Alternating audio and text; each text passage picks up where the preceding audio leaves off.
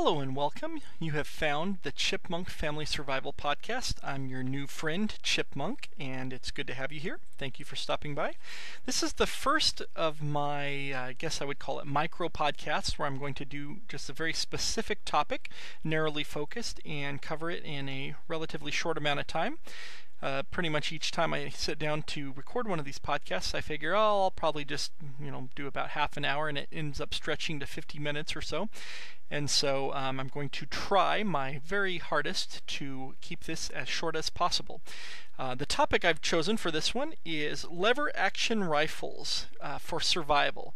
And my premise with this is kind of based on the idea that many of you probably came across this podcast because of my guest hosting appearance on the Survival Podcast with Jack Spirko.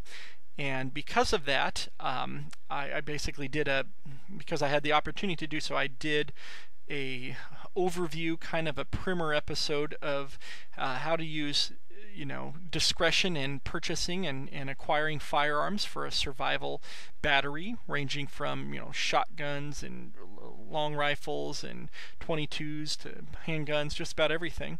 And so I think that there's always people who are interested in survival topics and preparedness topics that want to know more about guns, quite frankly. And so what I'm going to do is do a few of these micro podcasts on different subjects, and in some cases look at specific firearms, and in some cases look at specific types of firearms. And for this one, I'm going to look at lever actions. Now, many people in this day and age think that lever actions are outmoded. They aren't as accurate as bolt actions. They aren't as fast shooting as semi-autos.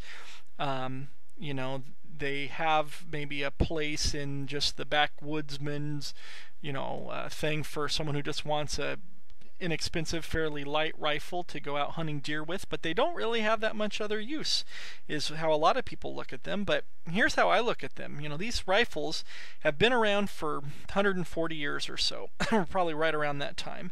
And more people, if you were to ask them how many deer have gone to the freezer because of, and other game animals for that matter, because of your lever actions, and probably most people would say millions and millions of deer, probably more with these lever actions than just about any other rifle out there. So there's probably over 10 million of these things found in closets and gun safes across America, and even more around the world. And so I think there must be something compelling about lever action rifles to the average shooter, but also for people thinking in terms of survival issues and preparedness. And I'm going to focus on the few factors I think actually make lever actions a good choice for the survivalist. First off, these are good, solid guns, and I'm thinking in terms of the Marlin 336s. My dad had one of those when I was growing up, and that's what I think of when I think of a 30-30. The Winchester Model 94s. My grandpa's old Winchester 94 was inherited by my mother after he passed away, so I grew up with one of those guys too. Not to mention all of the pistol caliber carbines, like the 357 Magnum and 44 Magnum and 45 Colt lever actions that are the 1894s. I think the Marlin versions of the 1894 or the 1894C, and then you have different versions of the Winchester Model 94 in the pistol calibers as well. So there must be something about them, and it's not necessarily they have great knockdown power. The 30-30 round is pretty much comparable to the 7.62 by 39 military round used in the SKS rifle and the AK-47 rifle.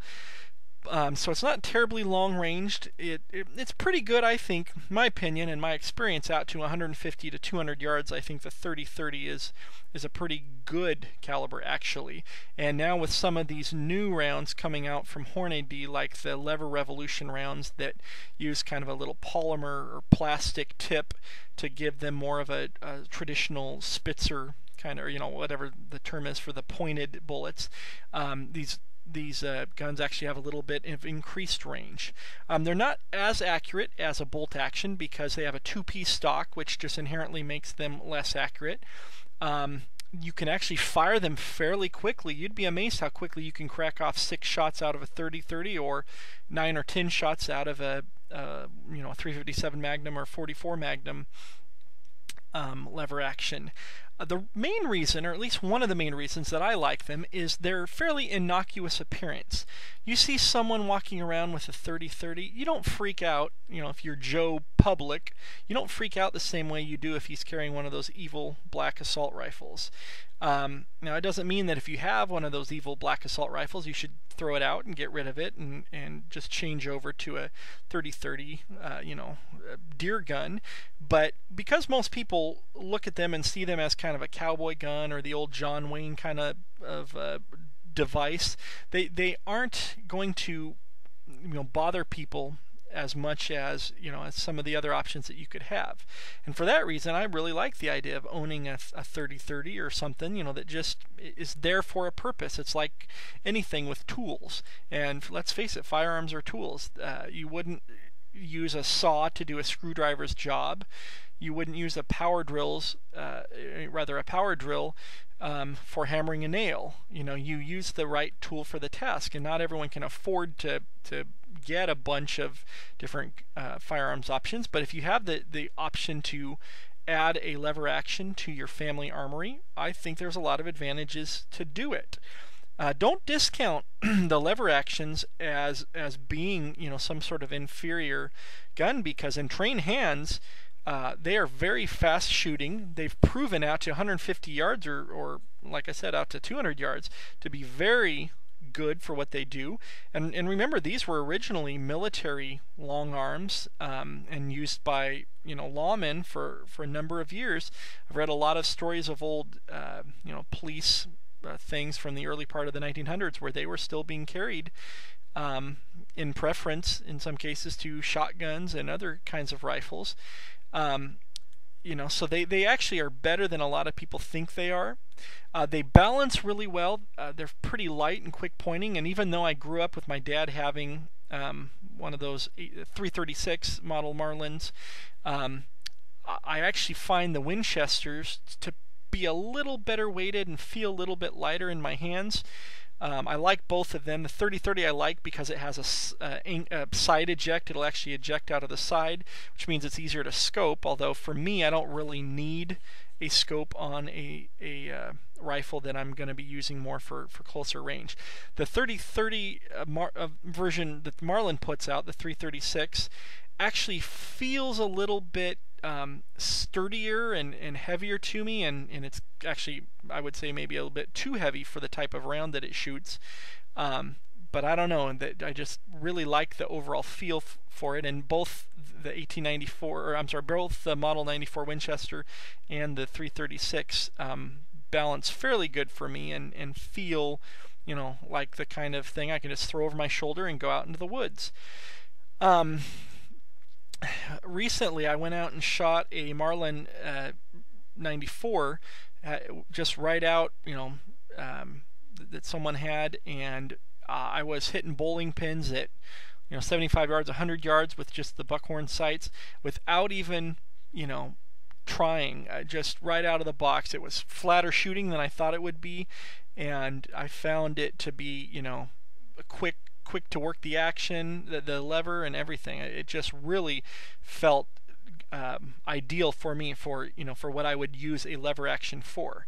Now, there are a lot more powerful cartridges now than what you'll find the lever actions in, and actually you can find a few models like I think the Savage 99 and the Browning BLR both come in 308 and 243 and other rounds, but they use a different kind of magazine. With the two magazines, you really have to use flat point bullets or the new Lever Revolution rounds that are designed for the Marlin and the Winchesters and the ones that have the tubular magazine, so that the pointed tip of a bullet doesn't set off the primer of the bullet in front of it. But the ones like the Savage that I mentioned, Savage 99 and the Browning BLR, they have a different kind of magazine, so you can use pointed tip bullets in those. So you can use the lever action and get more powerful cartridges than what we typically think of as those, the 30-30s or the 35 Remington, just kind of a necked up 30 round that takes kind of the 35 caliber bullet. But I mean, even though there are better rounds for it, I think for a lot of uses, and in most survival uses, I'm really not thinking I'm going to be taking 300-yard shots. I think a 30-30 is an excellent, or not necessarily a 30-30, but just a lever action is an excellent option for you. The ones, as I previously mentioned, that come in 357 Magnum or 44 Magnum have the added benefit that you can have a handgun in that caliber too. You can have a revolver sitting at your side that uses the same cartridges, and then you just have to have one type of cartridge with you. You can top off a lever action rifle, do a tactical reload very quickly, even in the middle of using it, whether you're hunting or if unfortunately you were to find yourself in a firefight. You can add ammo to the excuse me, to the tubular magazine pretty easily. So that's something that has another advantage in it. They're not as fast firing as a semi-automatic, no question about that. They're not as accurate as a bolt, but they occupy kind of a good middle ground between the two of them.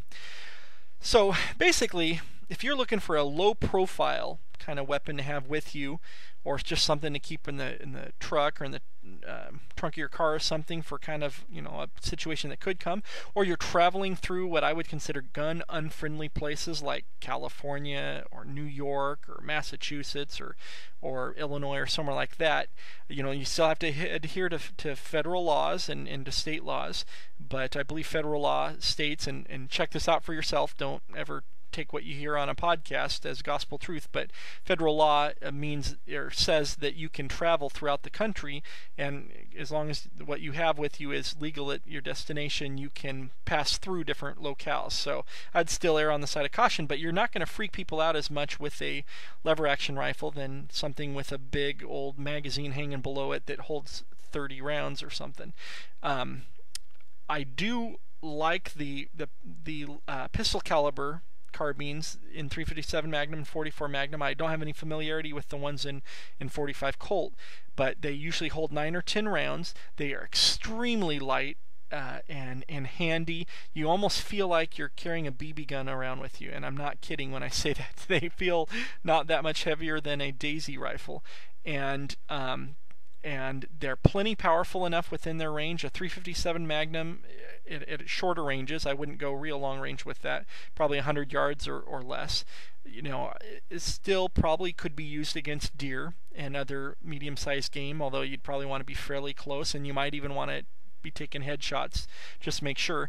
And the 44 Magnum is actually powerful enough out of that 16-inch barrel that they hit with quite a wallop. I was talking with my father-in-law's cousin who used to hunt with a 44 Magnum. It was actually not a lever action. It was a semi-automatic that Ruger used to make. I believe it was called a Deer Slayer. But he took a deer one time with a 44 Magnum, and he said it absolutely just exploded out of the other side of the deer. I mean, it was very impactful on the deer he took with it. So the 44 Magnum, I think, is even a step up from what the 357 Magnum is.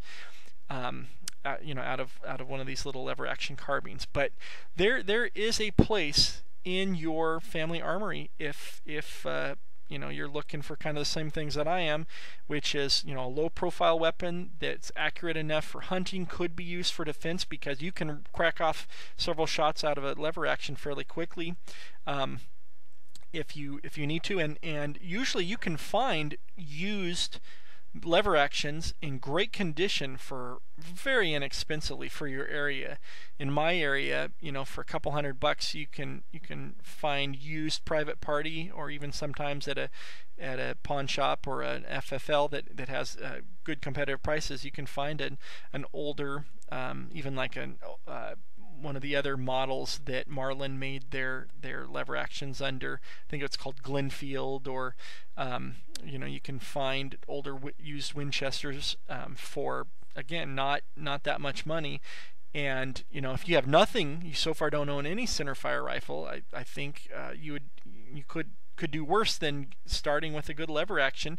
I like 30-30 as a caliber because it's found pretty much all around the country.